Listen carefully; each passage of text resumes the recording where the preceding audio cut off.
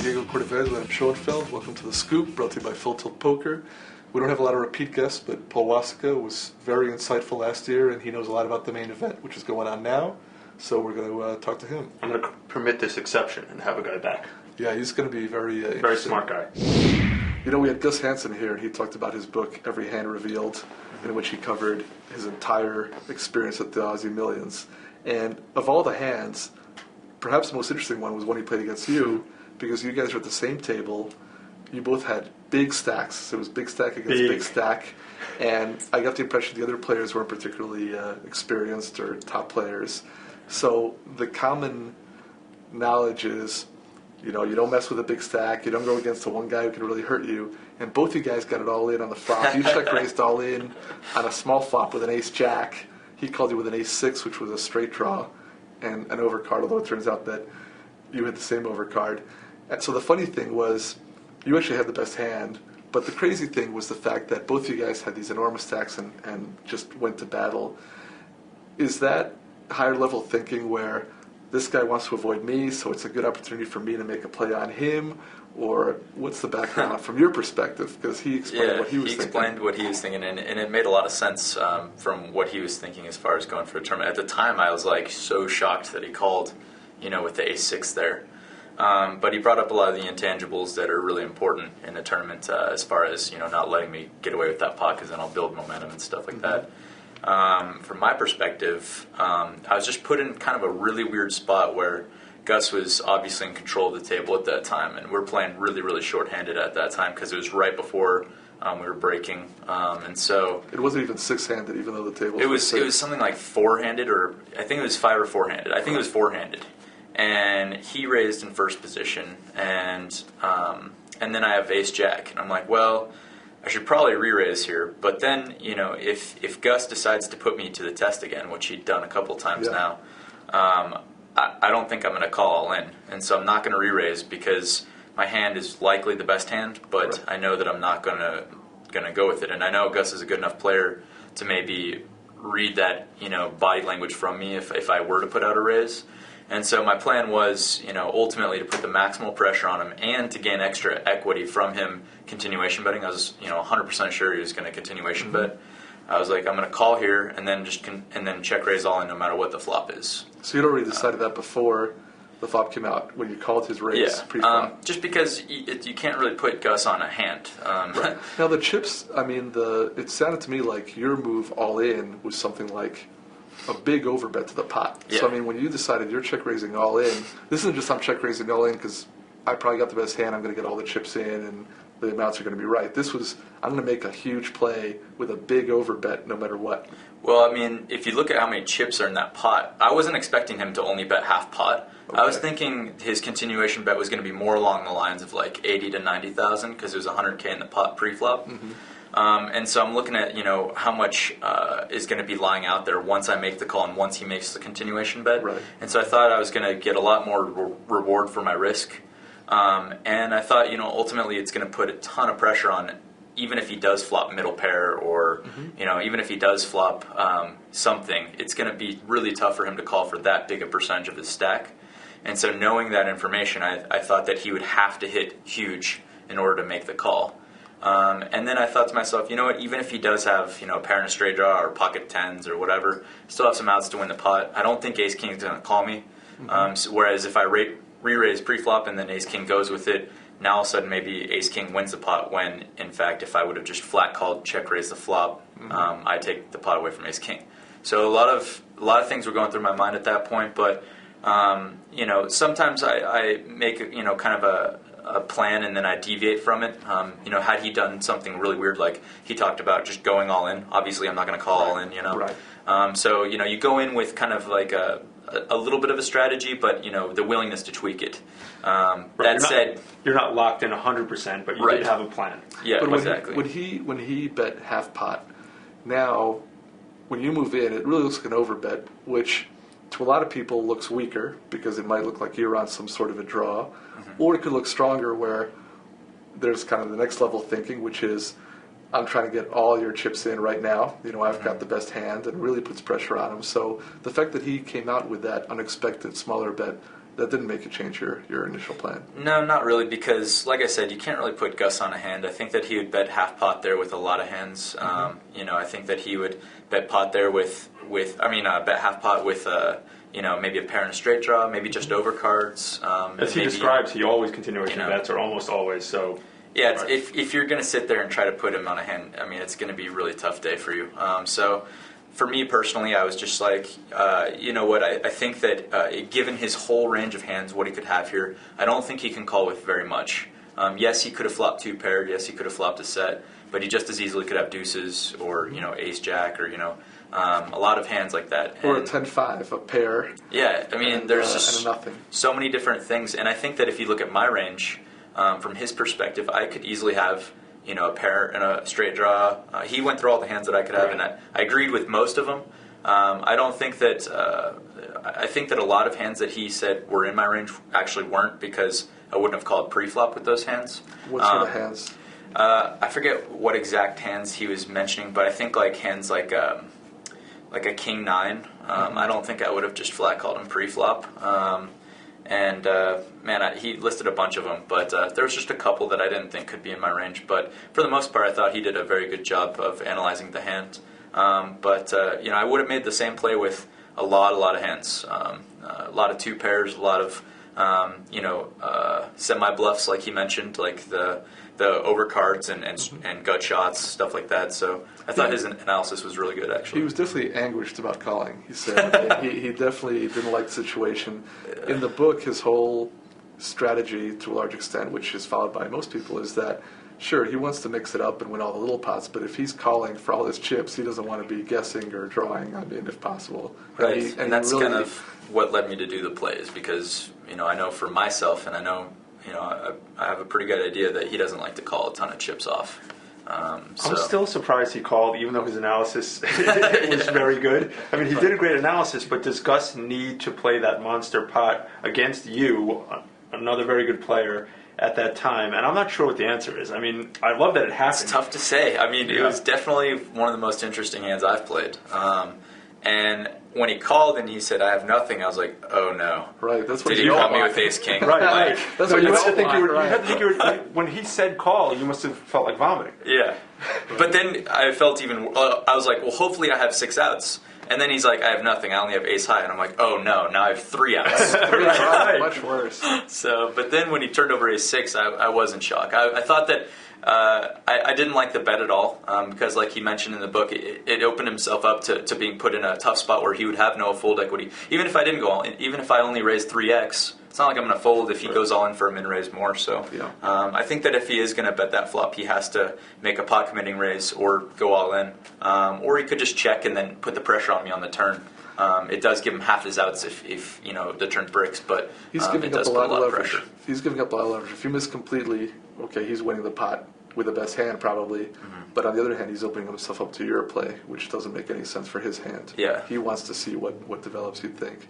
It sounds to me like there was more going on, both from what he said and from what you're saying now, as far as just dominating the table. The fact that someone was going to have to be the boss there. You had chips, you were both got a similar style, and I think part of his thinking about not laying down is that if he lays down to you, it starts to set a precedent, and it gives you big addition to your stack. Having command of the table, especially when there's only 4 people, 5 people, and 6 people at the table. Keep in mind, the tables weren't going back to 9-handed. It was a short-handed tournament from then on. This was one from 6 tables. And having chips at a short-handed table is so crucial to winning the tournament. It's going to be extremely hard to come back from a short stack when you're just putting in the blinds so much more frequently, because you're just not getting the same amount of hands, and so you're either going to have to gamble, and nobody really likes to just pray. Gus puts a lot of weight on being the dominant player. Is that something that you think about also? Late in a tournament, definitely. Like I was saying, 6-handed, even more so. It's just really important because you're the one now putting the tough decisions on your opponents, and it's never for your tournament life. And so basically you can afford to get in some coin flip situations, some 40-60s, because you're picking up so many blinds and antes in the meantime. And he did a really, really great job, the last 2-3 days. I was at his table, well before then too, and he's putting a lot of pressure. And basically, when your hand values are so low, The second, you play back at him, he knows he needs to get out of the way. But, you're getting the same equity that you are from raising. And so you're risking maybe, I forget what the numbers were, but you're risking like 13,000 to pick up 13,000. Right. And so as long as you're winning half the time. Right, that's a great equation. Don't even tell people that, because this is one of the great values. And the other one that gets overlooked is that it's even better, to my way of thinking, when they call your raise, because then they usually give up on the flop. Yeah. So you even get that extra that's bonus. It's like, it's great when it's uncontested, and when they do call, you're probably going to get even more. So it's a good plan. Unless the guy check raises you off. Paul and Gus apparently don't give up on the flop. That seems to be part of the thinking. Yeah. Right. But that wouldn't be your strategy, let's say, on day one of the World Series event. Yeah, that's part of the shifting gears, quote unquote. Is you're always changing up and being unpredictable, and I think Gus is as good as any as far as being unpredictable. I guess as well as myself. I actually read a blog that I enjoyed last year from a guy who played in the main event, and he came in, and the blinds, when you start, you've got 20,000 in chips. Blinds are 1,500, so you've got 200 big blinds. And this guy said, I came in and the rest of the players seemed pretty passive and pretty conservative, so I took command of the table, and I was raising 80% of the pots, and I won this pot and that pot, and I built up right away, and anytime someone would raise me, I'd re-raise them. And then the end of the story was, later in the day, a big pot came up, and and I raised, and he re-raised, and I re-raised, and he raised, I moved in, and he had the nuts, and I had no outs, and that knocked me all the way down. Yeah. But but these guys were terrible. They were just a bunch of wimps, and I was in command the entire day. And I think, well, that sounds great, but if you don't end up with the chips, then you know what I call that? That's parking lot. That's walking out to the parking lot. But to your point, it's like there's a stage when there's a lot of value to it. There's another stage where that's just unnecessary risk. Yeah, where there's no definitely. value in it at all, especially in a championship event where you really start out with a lot of play, and then later on is when you need to start taking command. Yeah, I've been reading a lot of these hand histories, and I just cannot believe some of the risks that people are taking on day one. It's amazing. They play these huge pots for no reason. Right. I didn't take any races my first day. How did your first day? I actually was trying out a completely different strategy. I made 2 pre-flop raises, and not a single pre-flop re-raise, and so I ended up the day low variance, 27K. So we're playing tomorrow, and pretty much no huge hands. I had a double up with the set of 4s. I limped in and saw a cheap flop, and then the flop was King 10-4. The guy had King 10, and that's the kind of hands that you need to kind of hands that you need to hit, but. That was the double up I had, and then, there's a couple other medium-sized pots. But I'm looking at some of these bets, in level 1 that people are making, and I'm like, I didn't play a pot that big all day. Even with the blinds at 200, 400, it's just 50 crazy. ante, I didn't even play a pot that big. When you see people who are in for their entire stack with, top pair, or, with some pair, and someone else has, obviously, a set or a 2-pair, and it's insane. I told Diego I didn't bet. The biggest bet I made all day on my day one was 6,000 chips, and that was on the end, and it wasn't called.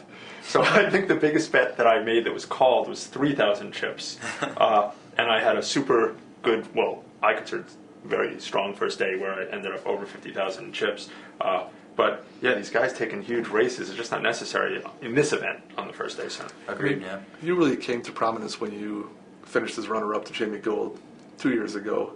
And even though you've been playing and successful, runner-up, that's great. even though you've been successful on the internet, this was the first kind of public appearance. When you stormed through that field and had that great finish, what kind of style were you playing? Was it similar, or was it more? The hand histories. I was actually just reading through them the other day because I posted a bunch of hand histories from that tournament on my old blog, and I was definitely playing a much more aggressive, just carefree style. Mm-hmm. I basically was going 100% with my reads, and throughout the tournament, I would take big risks, but usually only if it wasn't for my tournament life. Mm-hmm. So there was a couple pots where I had deuces, and I just really felt like this guy had a straight draw, and it was like the flop was like 10, 10, 7, 6, and so. When he bet huge on the river, I went all in, thinking that it's going to put a lot of pressure on the guy, and I just don't believe that he has a 10. Right. And so I did stuff like that, but never really for my tournament life. So I did play a lot of big pots, trying to outplay people all the time. And now how my style's changed a little bit is more I'm just trying to let people shoot themselves rather than try to outplay everybody. It's also different when you're not the unknown. I mean, yeah, when you're putting people to the test and you're just some unknown young kid, they're going to give you more credit than when they've read about your thinking and seen you making plays. Also, I think there's a lot to be said for, I think that there's just a misconception that the pros are out to just outplay everyone and they're always bluffing and all that. And I think it's quite contrary, actually. I think pros tend to like to play smaller pots and like to know where they're at all the time. And then when they think they have the best hand, they're going to be really good at value betting. When they don't, they're going to be really good at folding. It's not necessarily outplaying per se. It's basically, like I was saying, letting people dig their own grave. Yeah. And when you're an unknown player, you can kind of get away with some of the more aggressive moves because people really don't know how you play at all. Right. And pros, if they have a monster, will lay down to you. I mean, this was 100% my experience. Unfortunately, I was at a tough starting table. I mean, we had the only tough starting table. We had 4 fairly well-known pros. I mean, we had Nam Lee. Was that this year? This other day. Nam Lee, John D'Agostino, Meng La, myself, and there's some other good players. So, in fact, one guy in particular, there were a couple of younger internet guys, but one guy in particular totally took advantage of the fact that we were playing small ball, trying to avoid confrontation, trying to get the easy chips, of which there weren't that many. And by the time we figured out that he was just running us over, he'd already amassed a big chip stack. And so he clearly outplayed everyone else because he recognized the fact that in this situation there were a number of pros who were wary of each other, who were trying to be conservative, and there really were opportunities to get chips, which he did. And again, being kind of an unknown, at first you're not necessarily giving credit. You're saying, well, he may be picking up some hands, or he may just be one of these crazy guys. I don't want to, just...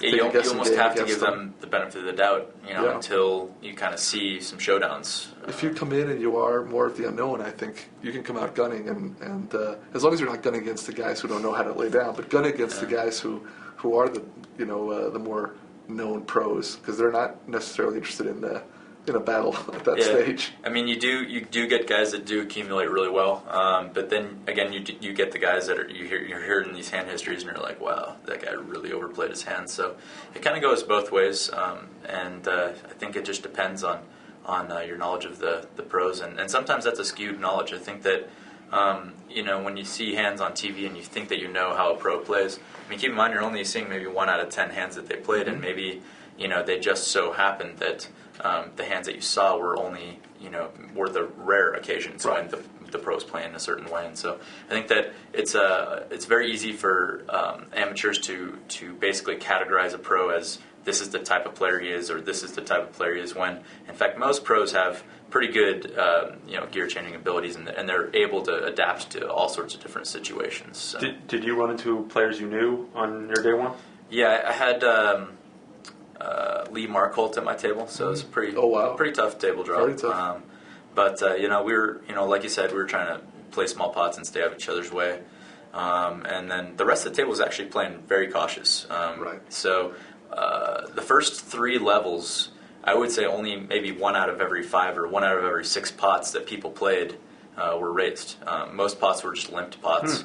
And I think it played to our advantage. I think that one would think being able to play a lot of post flop, but Lee just had a tough day, and he kind of went cold towards the end of the day, and ended up I think with 17. But man, I really respect his play. I think he's one of the better players on tour. Oh, he's excellent. Excellent player. Yeah. I mean, he's the real deal who's been around and played in all situations, and he'd be someone tough. But I don't mind having some tough guys. I just want to make sure there's some soft guys. I mean, I can withstand 2 or 3 even very good guys, but in the main event, you need some people who are just itching to give their chips away. Yeah. And there are those guys, except that they're not always evenly spread out. Well, this is the hidden, we had a few guys starting the table like that, but unfortunately they went broke to other guys at the table. That's what happens. That's brutal.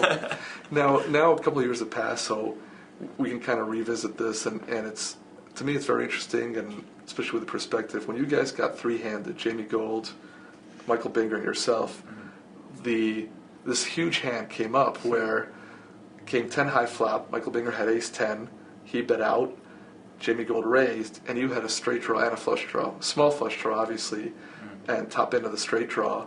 And the way the chips were distributed, you really would have had to go all in and put your tournament on the line. If you win, you probably win a big pot.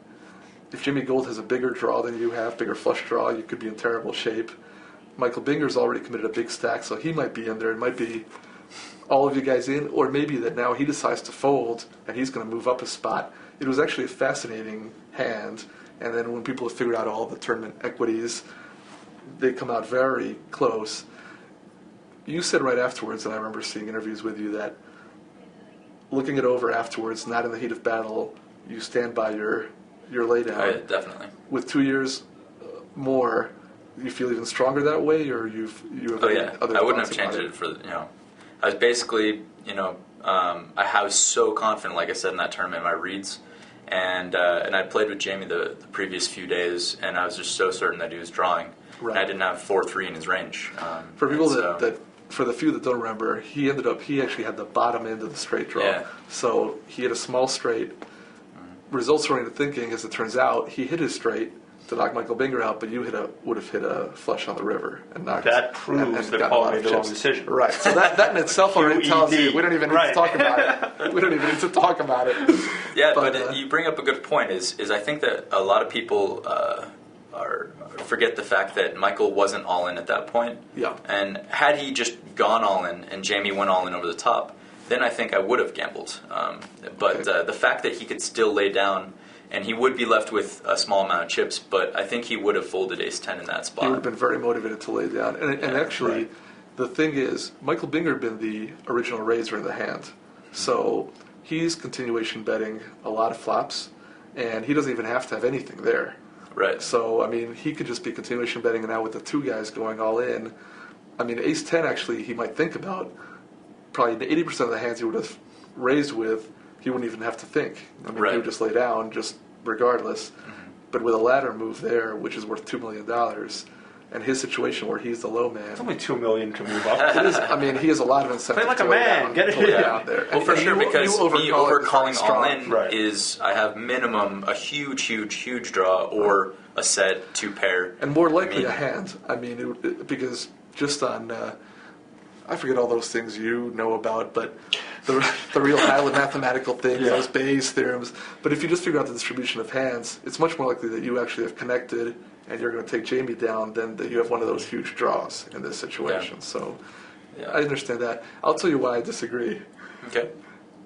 There's so much additional equity in winning the main event that it's true that there's a $2 million ladder jump from third to second, but not only is it $6 million to $12 million for first, but if you really want to market yourself, if you really want to exploit winning the World Championship, which you don't necessarily want to, maybe that's part of your thinking, but you win the main event, some guys have really exploited, others haven't, but I see like Greg Raymer, who's made a career out of winning that event, even though he's an excellent player, but he really, is an ambassador and has all these endorsements, and the endorsement value of being the winner relative to second is so enormous that you have to recalculate the tournament equities. Now I'm giving that kind of as a devil's advocate, but is that... Well, my response to that would probably be that given the structure of the tournament, I thought that even if I did fold and Jamie did take out Michael Binger, that I still would be able to come back. Right. And I said in the interview, and I stick to it, that I truly thought at the time that if I did have a 10-to-1 chip disadvantage going into heads up, that I would be able to overcome it. Mm-hmm. And a lot of people thought that was really arrogant, or a lot of people thought that was just overconfidence. But if you're not going to walk into that tournament with that kind of confidence, you might as well just not show up. That's an honest and defensible rationale. It's not like you have a coherent rationale for what you did. I mean, because sometimes people have reasons that are not valid but your reasons make sense as a package. It has to, it's your comfort, and you could have won.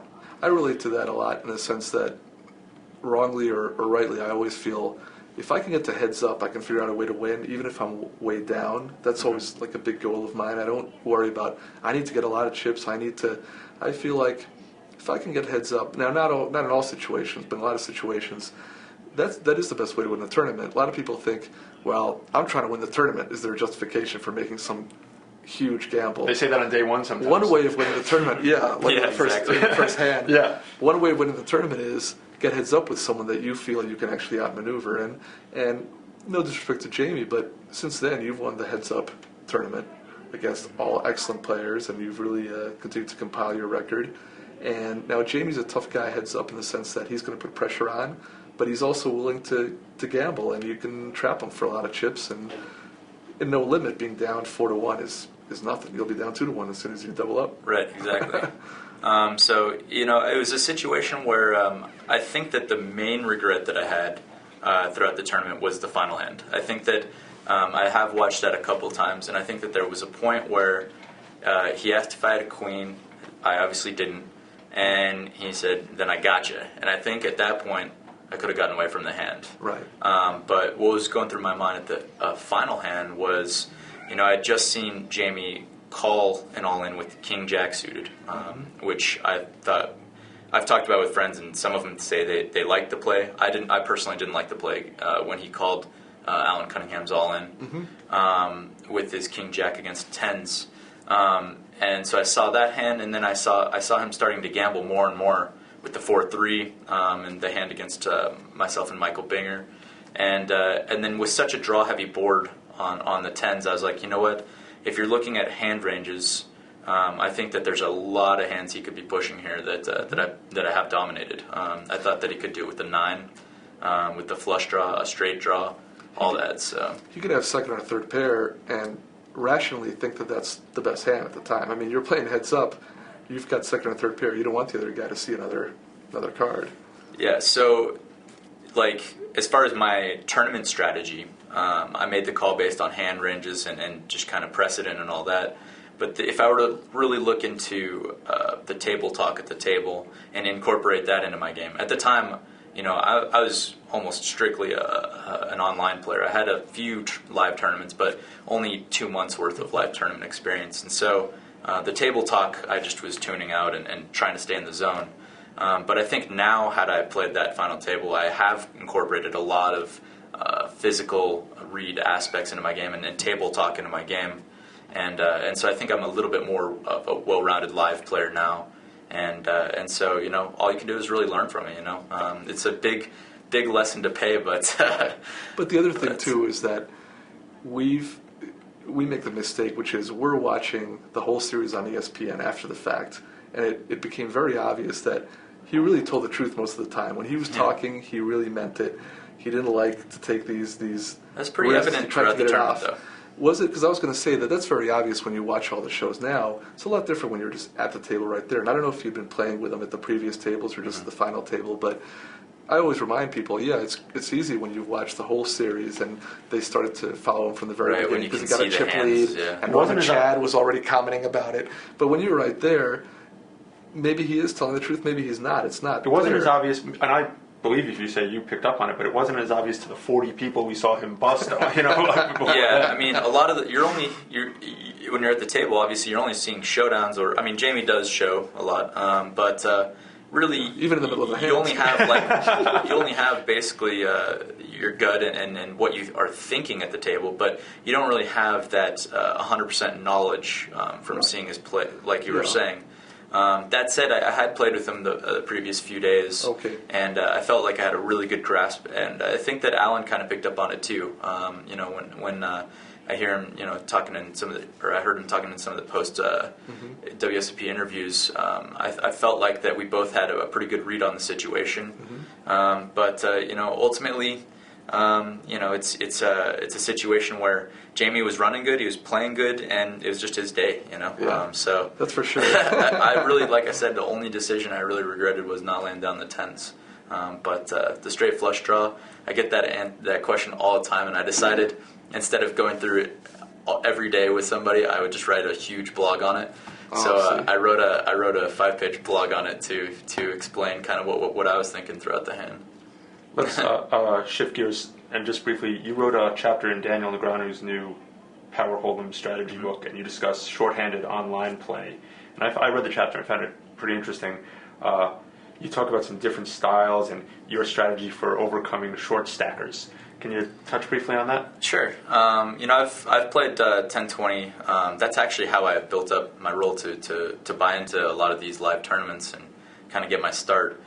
So that's kind of the game that I've kind of grown very comfortable with, and it's ever evolving. You have to really adapt and change to the different circumstances at the table. But basically, right now the new thing to do is sit down with a fifth of the buy-in, 400 chips at a 2K table, and basically all they're doing is either basically going all in or folding, and they are. The good ones are putting themselves in a positive EV situation, and they are making some decent money. But for me personally, I think that it's just not playing poker.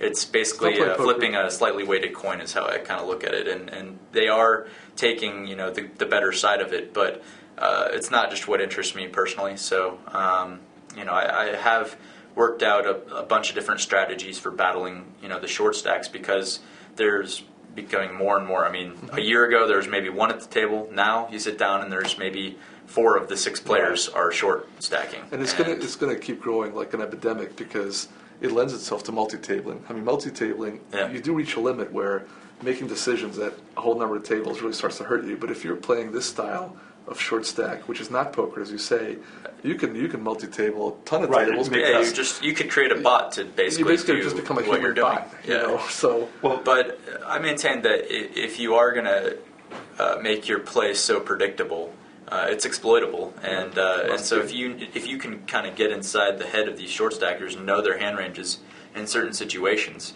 and each one of them is different. But once you kind of play with them a bit, and like this guy values his position more than this guy, or this guy is all about the re-steal shove from when someone raises from late position, you can kind of like start to kind of to know their game plan and then use that against them. So it takes a while, because each short stacker has a different kind of game plan. But like I said, they're all playing basically robotically, and it's really easy to take advantage of once you start playing with them a bit. And the sites have started with some countermeasures that are to the advantage of the full stack player or deeper stack player. They have minimum buy-ins now on some of the sites at tables, which of course combats that, where you have to buy in for at least half the max buy-in, and then the deep tables at least encourages people to buy in deeper, and people who want to play deep stack poker. And then you also had some interesting comments on playing against maniacs. Can you just touch on that briefly? Yeah, man. For me personally, whenever I'm having a difficult time with a certain situation, maybe a certain player, or whether it be a maniac or a type player or whatever, what I like to do is sit down at maybe a lower stakes table, or just basically talk with friends and get inside the head of the person. And once you start playing like that person, maybe at a lower stakes table, and you get a feel for what puts them in a good position and what puts them in a bad position, then you kind of have a better understanding of how you should go about battling that person. And I guess the best case in point is like, so say you're having a tough time with maniacs, you go down to a lower stakes table and you play like a maniac. You become the maniac, right? And then you find out what people are doing that's to your advantage and what people are doing that's to your disadvantage. And then once you figure out what people are doing to your disadvantage, then you emulate that at your normal stakes. And so I find that that's kind of the way I like to deal with any sort of situation where I'm really unsure of. And at the time I was playing really, really lag style, loose aggressive style, and my friend Thomas Fuller plays kind of the polar opposite.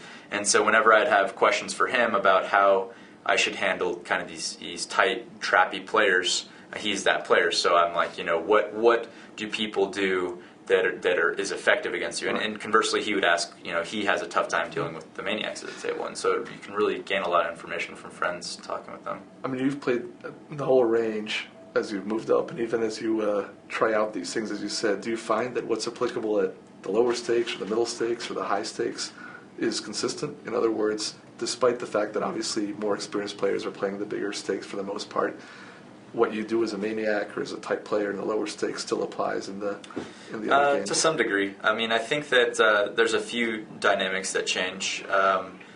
for one, I don't necessarily think that there's a direct correlation between higher stakes and better players. I think that a lot of the best cash game players are down there maybe at 2-4 and 5-10, kind of grinding it out. But I think that the higher stakes, the money usually means a little bit more to people, and so bluffs can work a little bit. You can pull bluffs a little bit more liberally. But it basically just depends on your notes of the players, and that's kind of what's more important to me, is knowing the player. And so there's all sorts of different ways to go about it, whether it's your personal notes or incorporating one of these tracking systems like PokerTrack or whatever. But that's kind of what it basically boils down to. Is you wouldn't think it online. You wouldn't think that there's many things that you can do to basically turn it into more of a psychological game, but there's a lot of stuff that goes into it as far as getting into battles with regulars at the table, knowing their ranges and stuff, and so it gets pretty involved once you get into it. Once you start playing the same guys day in and day out. All right, Paul, it's been a pleasure as always, and we know you got to get back into the main event and make another run. But we're going to read your chapter in Daniel's book and Awesome. your blogs, which are also very deep and technical, and appreciate your insights. Thanks for joining us on The Scoop, brought to you by Full Tilt Poker. Write to us at thescoop@cardplayer.com.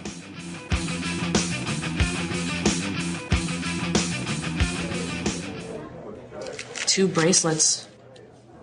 Awesome. Well, these aren't easy to win. I remember this one like it was yesterday. My opponent had me down to my left. Sorry. Anyway, it's down to my last few chips. So, I had to call. We play at FullTiltPoker.com.